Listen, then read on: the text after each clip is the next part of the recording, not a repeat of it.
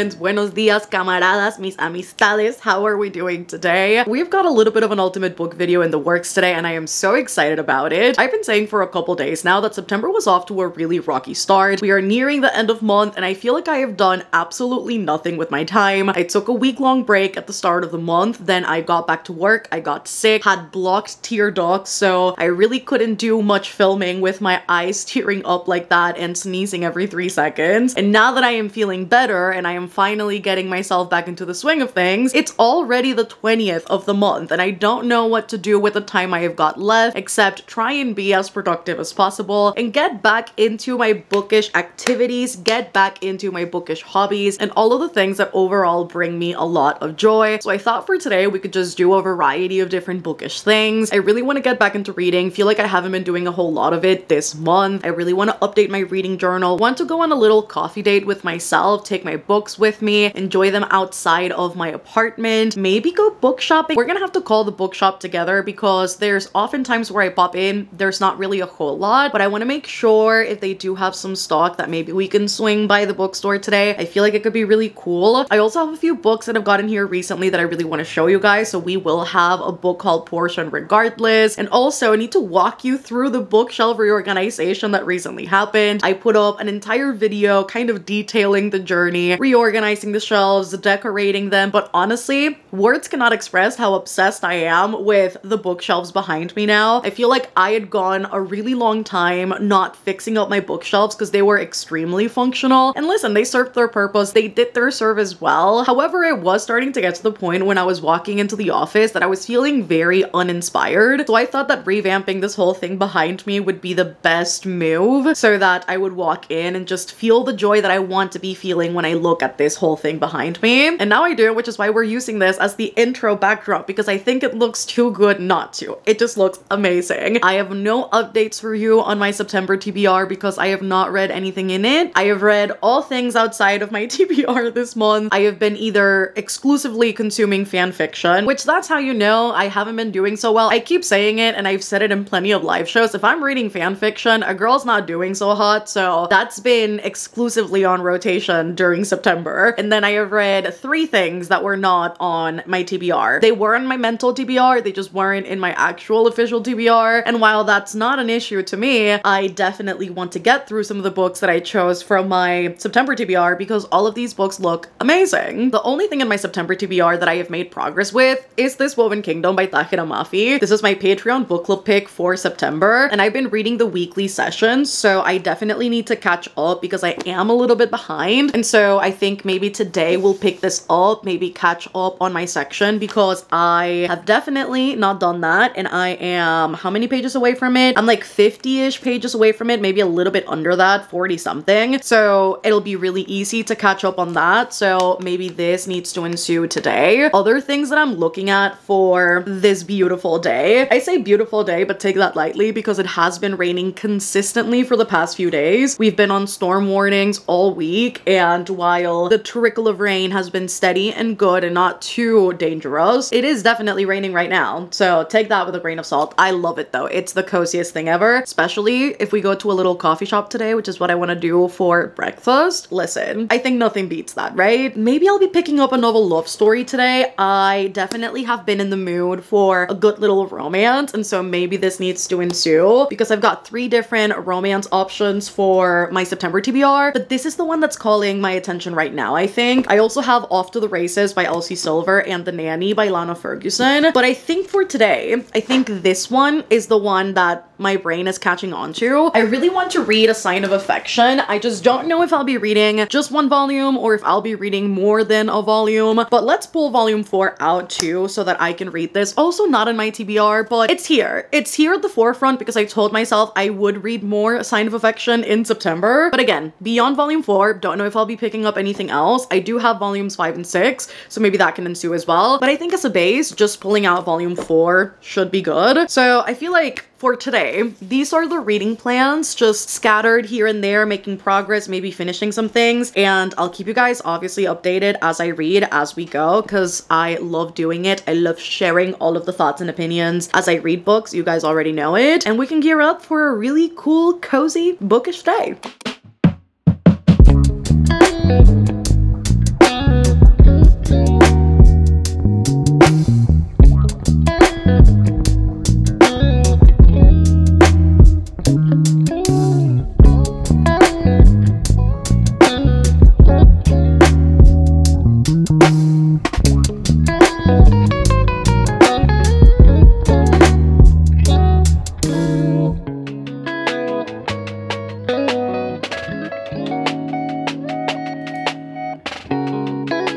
Alright, all of the book covers are officially in a little document so that I can ask my building's administration to print these out because I don't have a printer and all of my things are already packed up as well. So I think we are ready to leave and catch a little brunch, get some reading done at the coffee shop, and then come back and get some journaling done because they'll have these ready when I'm back. Realistically, I don't know how much reading I'm actually gonna get done when I'm over at the coffee shop, but I am taking volume 4 of A Sign of Affection and A Novel Love Story so that maybe I can read the entirety of the volume and then maybe start a novel love story. I feel like that would be a successful run. And then hopefully the bookstore, because I did text them, hopefully they'll get back to us as we're at the coffee shop. And if we don't get an answer back, I may head there myself and chance it, see if maybe they do have something. And if not, then we'll just come right back home to do the bout of journaling with all of the pictures that I showed you. And we'll go from there. But for right now, I'm very excited to head out to the coffee shop because I haven't gone in a couple weeks. And I'm just excited to get some reading done outside of the house. I think it's going to be really good.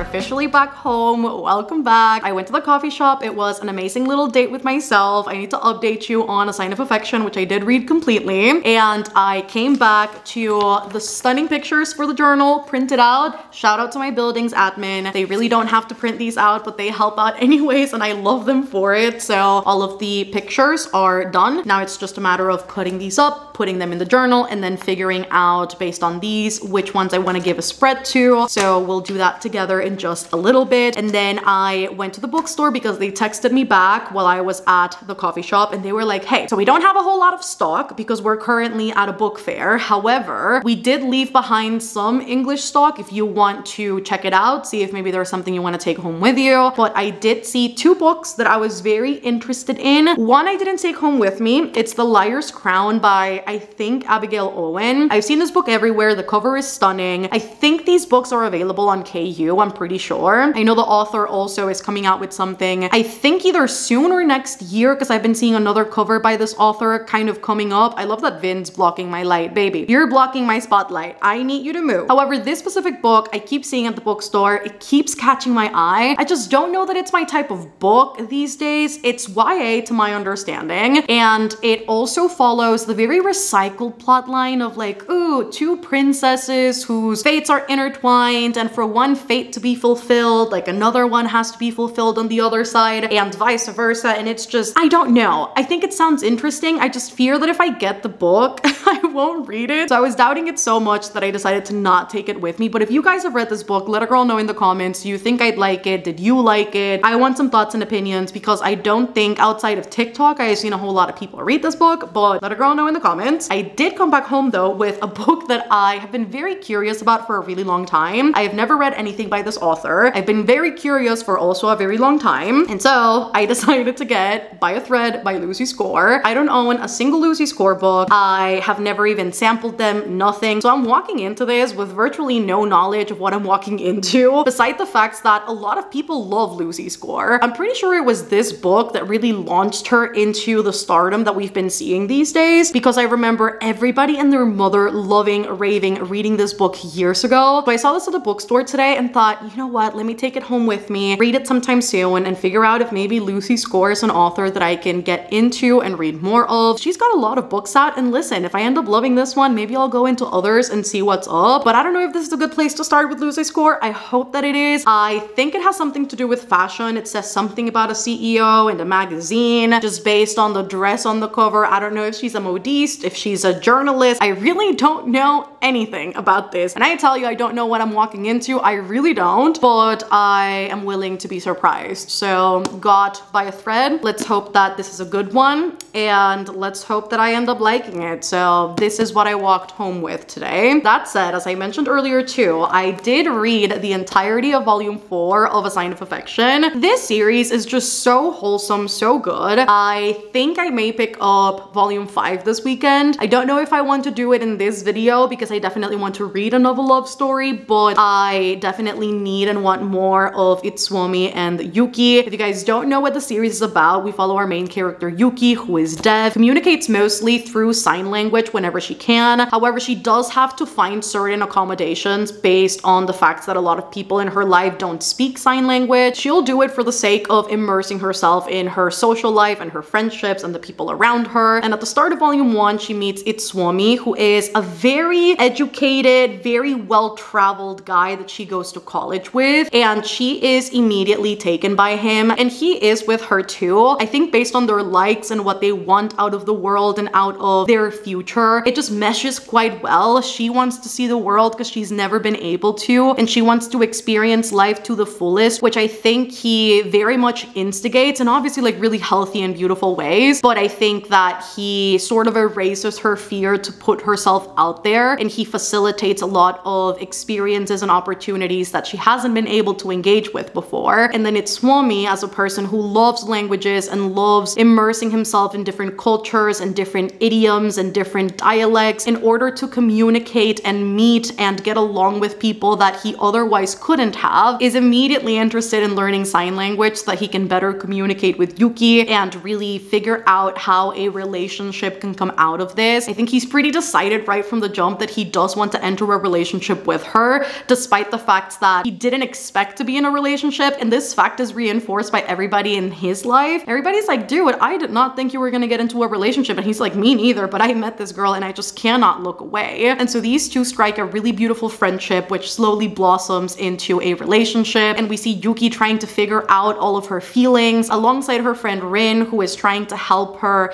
navigate these feelings of love and infatuation that she's very much not experienced before, at least not to the extent that she is with Itsuomi. And then we also see Rin have a crush of her own with Kyuya, who is one of Itsuomi's friends, and so we do get to see like a second couple come from this. We get to see Itsuomi's friends as well, and we get to see how the outside world interacts with this specific relationship between Itsuomi and Yuki. And I really just love it because Itsuomi is the definition of if he wanted to, he would. And I think it shows up in the most beautiful ways when he includes her in conversation and he makes sure that she's not left out, when he learns sign language for her to be able to communicate better with her. And I really, particularly in this volume, loved seeing Itsuomi and Yuki and their relationship through the eyes of his friends, and really see his friends take in the beauty of this partnership, which again is something that Itsuomi seemingly has also never experienced before. I just love this. I think it's so wholesome, it's so beautiful, the way that it navigates the conversation about love and how it means different things to different people, and how it's up to the person experiencing it to really define what it is for them. I really enjoy as well, and overall I love seeing the progression of their relationship because I think it's the sweetest thing ever.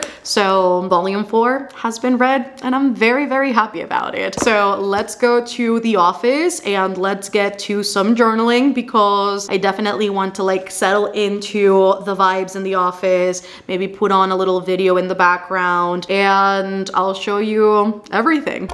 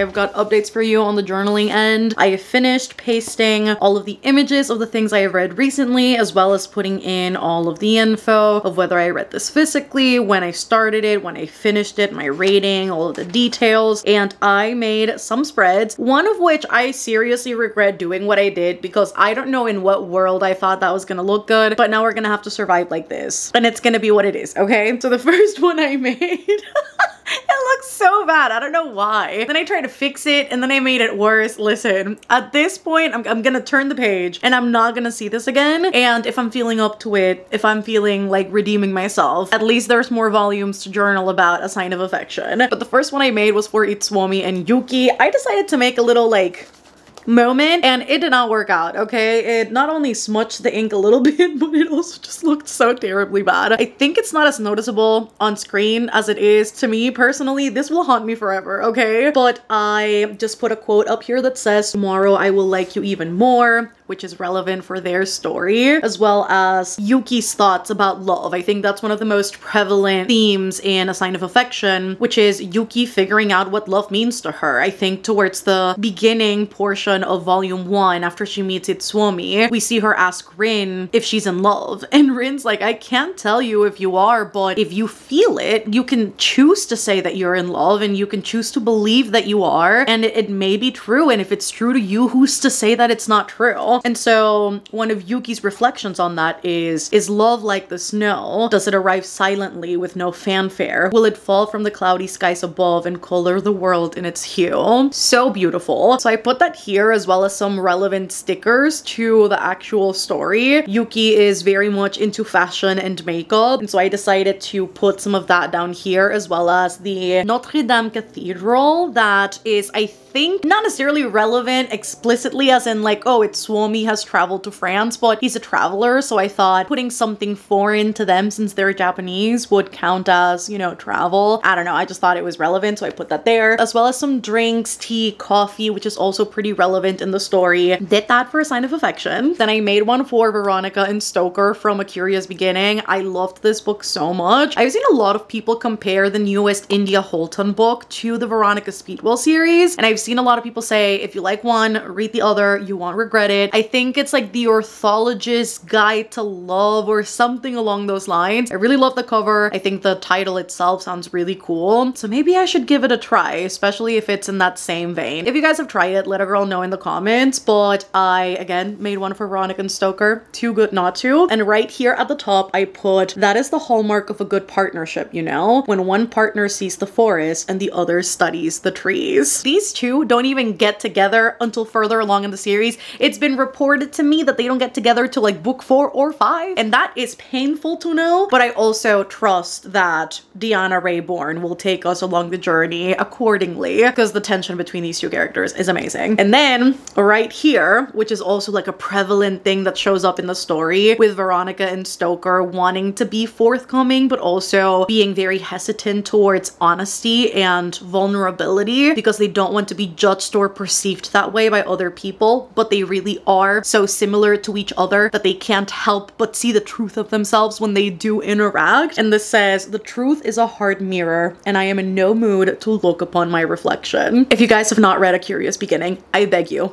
please do. And then down here, I put a bunch of stickers that I had that are actually Nevermore related, but all of these fit Veronica Speedwell so well. We have got the really strange foods that are ingested in the book because Stoker doesn't have a lot of money, so they just end up scrapping together bread and charcuterie or whatever it is that they can get their hands on, as well as weird soups and inventions, so I thought I'd put something that looked slightly off in here, as well as a little parasol. Time and running out of time is a huge element in the story because there's a murder mystery that they need to solve. Be honest, again, the truth about yourself. I don't know, thought it was clever. And then some letters because correspondence is also a huge part of the story. And then the last one I made was for The Right Move by Liz Humford. So for Indy and Ryan, and this at the top says, "Sometimes the quietest love is the loudest." And I really need to keep going with the Windy City series because this crap was too good. And then I put two different quotes here. One is, "How else would you get to live 1,000 lives in the span fan of only one. Indy is a huge reader, and they have this whole discussion in the story about how Ryan is like into nonfiction and self-help books because he's constantly trying to improve himself, whereas Indy really seeks escapism in books, and she wants to seek out different life experiences and beauty in stories that she otherwise wouldn't get in her own life. And she really is the person to romanticize the smallest acts in her daily life, which I just love. And so the whole story thing keeps on coming up between like the romance novels and the reading, and I really love Indy overall, so I had to put that in there. And then I know I don't have your history, but I want your future. Ryan Shea. Ryan Shea. That's all I have to say. Ryan motherfucking Shea, because he is that man, okay? So then I put up here a little sticker of a self-help book. Self-love for dummies. Love that. Self-love does show up in the story consistently, specifically for Indy as the type of person that doesn't know how to take like time off, days off. She's always taking care of other people, and I really love that Ryan sort of pushes for her to take a step back, take care of yourself, take the day off. I want to make sure that you are taking care of you before you take care of anybody else, and I thought that the sticker was very fitting. This one has no rhyme or reason except for the fact that it's cute, and I don't know, I wanted to put it in there. Don't. Plans, because Indy does mess with Ryan's apartment against his will and consent, but then he warms up to it. And then this little book right here says love, so I thought romance novels, love, let's put that in there. And those were the spreads that I made this go around. Just very simple, straightforward stuff. You guys know I don't overcomplicate it. Now, however, let us fetch the few books that I need to haul for you guys. I literally put them on the shelves just to make sure that they have their rightful spots,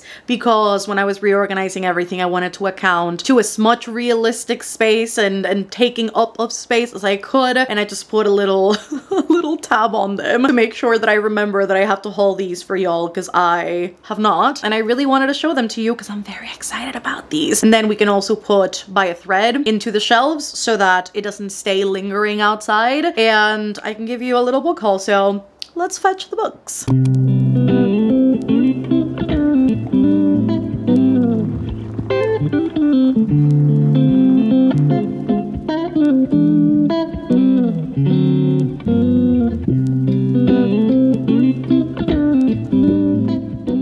It is book haul time, friends. I have got several things here that I want to show you that got here recently from publishers, but also very kindly from some of you guys. I also, relating to one book, need to show you some things that I got at the book fair here in Panama. This book fair happened in August, okay? I just have not been really good at showing you these things, so I will show you because it's relevant to one of these books, and I'll show you the book first, then I'll show you the item because I think you guys are gonna find it adorable. So first thing that was sent over, oh my god, very kindly by one of you, is The Little Prince. Now, maybe surprising for some of you, I have never read The Little Prince, El Principito. Never read it. I have heard a lot about it. Obviously, it's a classic in its own right. My mom's partner actually has insisted that I will love this and that I need to read it, and he's just been astounded at the fact that I haven't read this. Listen, whether it's for the shits and giggles or not, I put this on my wish list just for, again, for the shits and giggles, but also because I had found some items relating to this at the book fair, and one of my patrons actually sent this over. So Stefana, who is actually also one of the channel mods, so shout out to her. She said, you mentioned that you want to read it, so here I am enabling you to do it. Thank you so much for sending this over. This copy is beautiful, like the foiling on the cover itself, going into the gilded edges. I just think this copy is brutally stunning. I love the end papers too. I just think there's so much to this edition that is beautiful. You have actual illustrations, which I can't imagine are not the norm with The Little Prince, but very much looking forward to reading this. I think maybe for like a bookish sleepover, this could be quite cute, especially because it's also really, really short. But along the lines of The Little Prince, what I found at the book fair were these Little Prince bookmarks. I saw these and I was like, dude, I have to get them, even if I've never read the book. And that's how The Little Prince came into conversation during a sprint. But these are so adorable. You got the little fox on the world that says The Little Prince, and then up there you have got the little moon, and then for this one you have got the Little Prince himself, and then you have got a little dove up here. I think these are so stinking adorable, and I can't wait to use one of these when I do end up reading The Little Prince. And then along the lines of a bookmark, I did get One Piece. I don't know that I've ever shown it on my channel, but at the book fair I got the bind up of the first like Is Blue saga, which is the first 3 volumes, and alongside that I found this really cute One Piece bookmark, which is the Wanted red poster with Luffy. I thought I'd get it to match up with the volumes when I do get around to reading them. And it's got the little skull on the actual chain. I thought this was the cutest thing ever, so I ended up getting it. Then William Morrow was so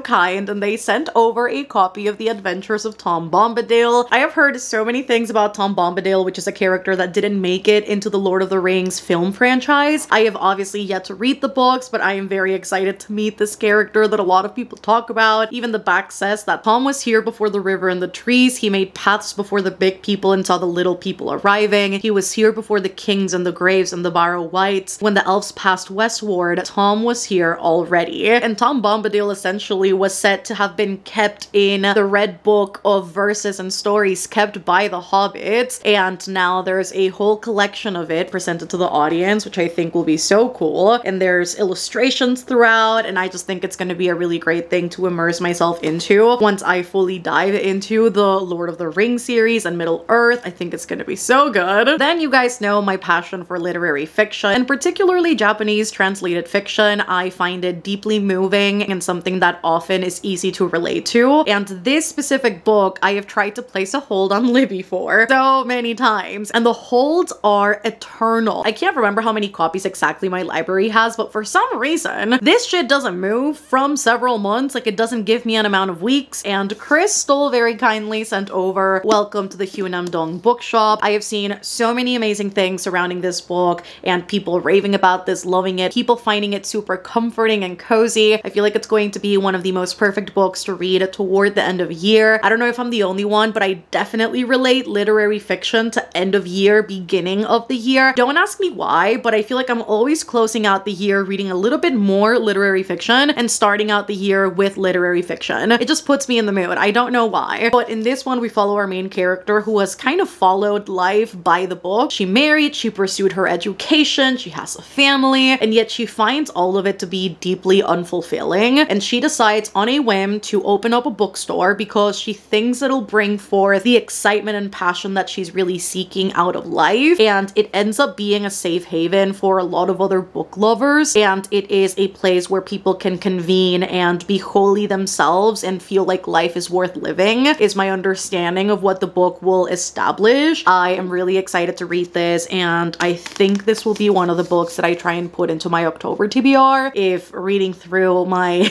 September TBR goes well. Also sent to me by the publisher, we have got Amari and the Despicable Wonders. You guys know that I read Amari and the Night Brothers in 2021, if I'm not mistaken, and I really fell in love with the story. There was something so magical about seeing Amari find out that she has abilities and power, and seeing her enter this bureau of people who have the same or similar abilities as her, and where she can learn how to hone in on this power and really come into herself as a young lady. I just absolutely love the story. It was so magical and so exciting. There's obviously mysteries in every book to solve. In particular, in the first one, the mystery of her missing brother, who nobody wants to look for, but she knows that there is something wrong. And this is the third book in the series. I still have yet to finish the second book. I'm probably gonna have to restart that and finish that out, but I'm so excited that I've got the third one on my shelves now, so that when I do finish the second one and I want to go into the third, I do have it ready. Remember how earlier we were talking about The Right Move and me loving the Windy City series and how I need to move on and read the next one? I have got the next two books right here with me. For some reason, this one got here and it's the UK edition. I don't know why, but you know what? I'm not mad at mismatched editions. This is just where we're at. So I have got Caught Up by Liz Humford as well as Play Along, whereas The Right Move follows a basketball player love interest. In these two, we follow baseball players, and actually the two love interests in these books, Isaiah and Kai respectively, are both brothers. And I love the setup for these. In Caught Up, we have got Kai as a single dad, and he ends up falling for his kid's babysitter, who is also a chef. And then in Play Along, we have got like an accidental marriage situation where both of our characters get married in Vegas, and then they've got to figure out the situation after the fact. And our main character in this one actually has touch aversion. I'm really excited about this one. I feel like I'll be able to relate a ton to some aspects of our main character based on what I've gotten to see.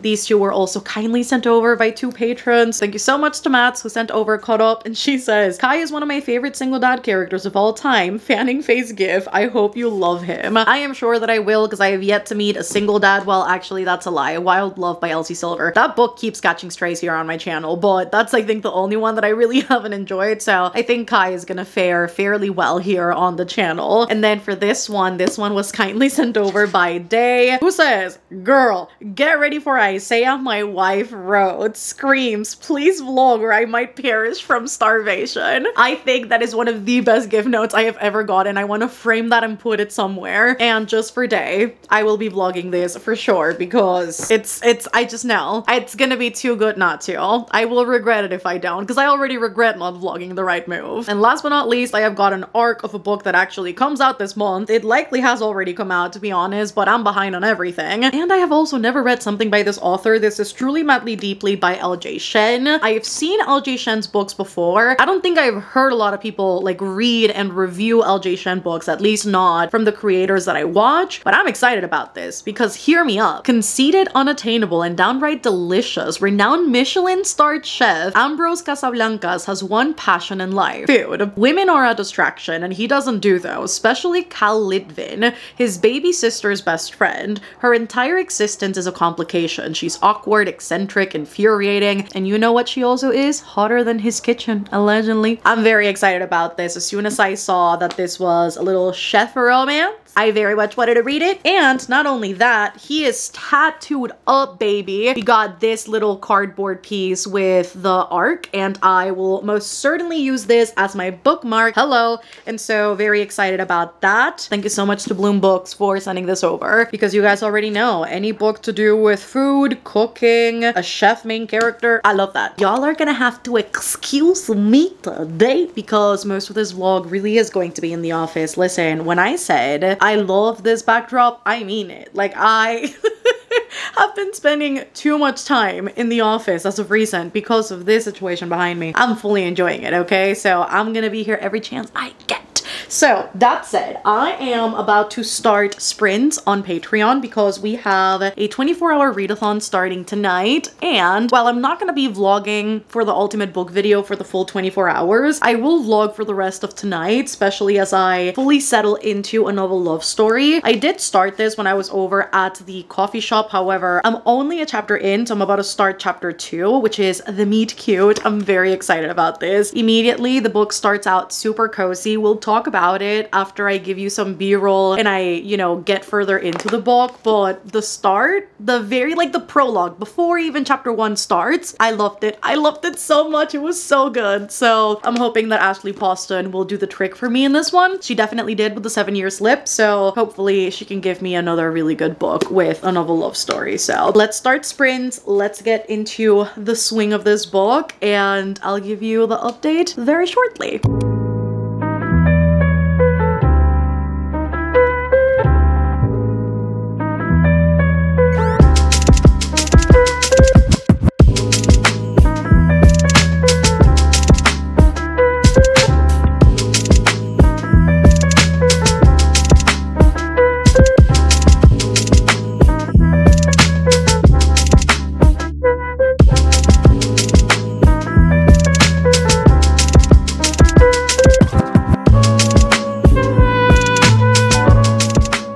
So friends, I have got updates on a novel love story. I have been reading this during sprints just now. I am officially on chapter 14 and that is page 130. Now, I am a bit on the fence about this book, I'm not gonna lie. I am considering maybe a DNF, which I wouldn't want to do because I do want to keep the book. It's so pretty. I would love to love it so that I can keep it and display it on the shelves. However, a certain level of expectation I had with Ashley Poston based on my previous experience with The 7-Year Slip, which is the only other book of hers that I have read, is making me feel slightly disappointed with this read. I really enjoyed the emotional element of The 7-Year Slip, and although it does have a very specific limitation in terms of the book follows grief very closely, I think the characterization of all of the characters we got in that installment and getting to hear from their backstories and exactly what makes them as people and what motivates them, I think had just enough pizzazz and just enough strength to it for you as the reader to care for the characters, and I am finding finding that completely lacking so far in a novel love story. In this book, we follow our main character Elsie, who is an English lit professor, and she feels like her life is a mess. She's not quite where she wants to be. She used to be engaged, now she's not. She doesn't want to fall in love again. She doesn't have the job that she wants, the pay that she wants, the car that she wants, and it just feels like everything's working against her constantly.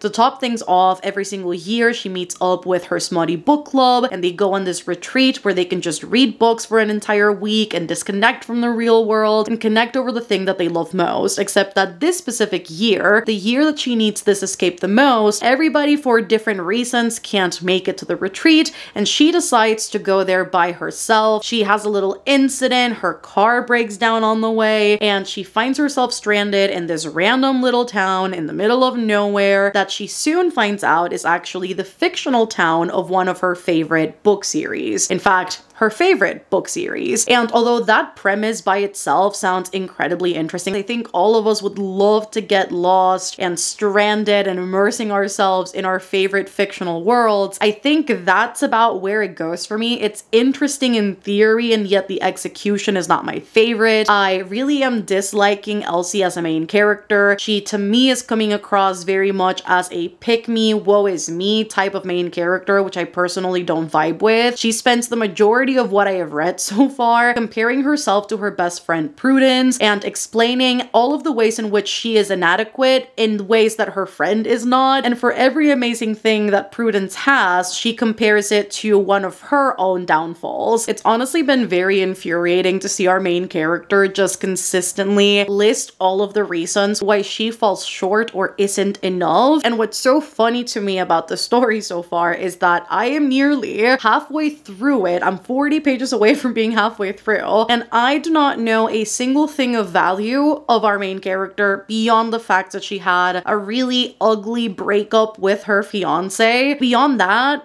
I don't really know what makes her her beyond this very specific event. The ironic thing about it is that in the scene we get with her and her fiance or ex-fiance, he says that one of the reasons why he's leaving her is because he barely knows her, and neither does the reader, so he can join the club because neither do I. And I really wish that Ashley Poston were doing a better job at this point in the story to really allow us as the readers to get to know this character. Instead, I feel like I know every detail about Prudence. I feel like I know every detail about June, which is one of the fictional characters that we're seeing. I know everything about Frank and Gail and Ruby, but I don't necessarily know our main character, and I'm very curious to see if that's going to change anywhere in the next 40 pages, because if it doesn't change, I don't know that I could bring myself to care too much in the latter half of the book, enough to keep reading, fucking around, find out, and maybe potentially give this a solid rating. I also so far do not feel the chemistry between her and her love interest Anders, which is her sort of guide in this destination. We don't know who he is, so we don't know if he's an outsider, we don't know if he's just a background character that we've never heard of, if he was the narrator of the book series. We have got no idea, and I don't feel any chemistry between these two based on all of the interactions that we have gotten so far. I really think that if an author is going to establish a basis of hate to love, enemies to lovers, I don't even know what to brand this exactly, because I don't think he hates her, nor are they enemies. Like, there's just no possible way in which they could be. 1 to 3. If that is the attempt that is being made here, I would expect tension. I would expect angst. I would expect some sort of palpable energy between these two characters that would then make it feel very sweet when they do get together. And so far, I don't really feel any of that. It's just very indifferent, and I have got no idea at one point of the book they're gonna get together and how long it's going to take for us to get there. So I'm very also curious to see how that's going to pan out, because I do think I'd take issue if they got together in the next 40 pages by the time that I get to the halfway point, or if they even do anything, because I don't think there's any grounds for them to do anything beyond the fact that she finds him attractive, but that's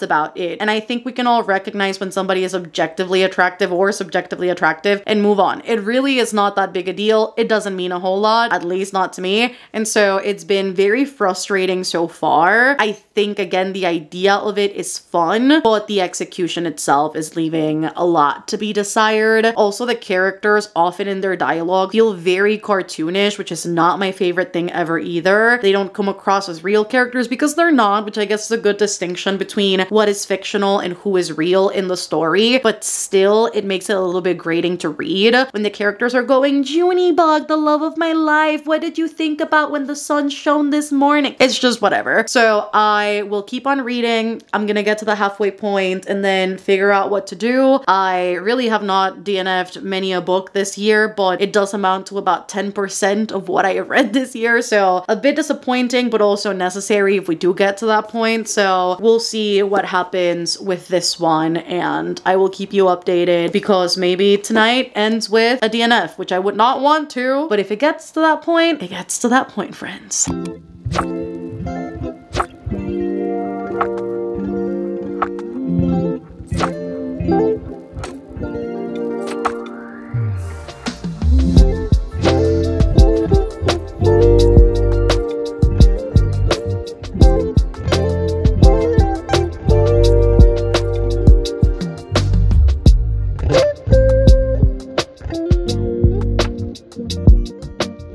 Friends, I come bearing updates, not the greatest ones, but at least some definitive final updates. I also look crazy, like I look like a turtle and like my shirt is about to hide me. Hello. I think I am going to, and by I think I mean I will, be DNFing a novel love story. You guys may know if you watch my videos very consistently that I don't really like campy. I think there are very specific conditions in which I tend to like it, and even then it's so very sporadic. It needs to be done a very specific way. This is not the type of campy that I enjoy because I do think there are campy elements in terms of the fictional characters that are inside the book's book. The whole Inception moment, I am really not vibing with any of those characters. I think their dialogue is often overdone in a way that I'm not particularly liking, and it's also very ridiculous and almost whimsy, which I was not expecting it to be. I find that the book also wants to be deep without actually going through the channels to explore what it's trying to establish as part of our main character's fears and flaws. There are a lot of mentions about how our main character feels like she is unhappy, or either she is unhappy, and how she feels very inadequate. She keeps comparing herself to other people in her life, including her mom, including her friend. Parts of it have become a little bit clearer in terms of why she feels that way. It still goes by pretty unexplained, and I'm sorry. When the main character is waxing on about, oh, my life sucks, nobody wants me, and then she steps into this fictional town and she immediately goes, oh, I'm happy. Girl, are you? Like, it's very infuriating. Also, she's obsessed with her friend Prudence in the worst ways possible. What this girl needs is seriously therapy. The fact that she cannot bring herself to be fully happy about the fact that her friend Prudence is off to Iceland, and unless both of these characters are experiencing the same things at the same time, then she will be a bit resentful. It's honestly baffling and makes the main character more unlikable than I'd care to admit. Makes it very difficult in turn for me to really care for her as our protagonist, which is very, very sad. I just think the book is okay. Like, I really am not loving the dialogue a lot of the time. I really don't see any, and when I say any, I really do mean it, simply no chemistry between Anders and Elsie, like at all. I just read their first kiss, and while the dialogue itself wouldn't be bad if these characters actually had chemistry and if we'd actually developed any semblance of a connection between them in this first half of the book, the way that it's executed makes me not believe for a second that these two people could be together. It's the facts that this girl says, point blank,